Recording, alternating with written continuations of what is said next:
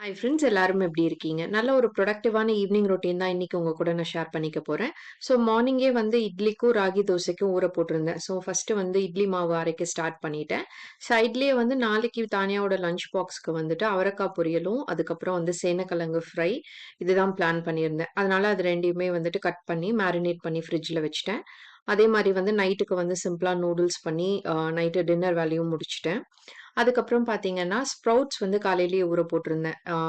8 to 10 hours வந்து நல்லா ஊறுனதுக்கு அப்புறமா வந்து ஒண்ணா ஹாட் பேக்ல இல்லாட்டி வந்து இந்த வடிகட்டி இருக்கும்ல, நம்ம காய்கறி எல்லாம் வடிகட்டுற அந்த கொலாண்டர் பாத்திரம், அது இதுல எதுல வேணாலும் நீங்க வச்சு ஸ்ப்ரவுட்ஸ் பண்ணலாம்.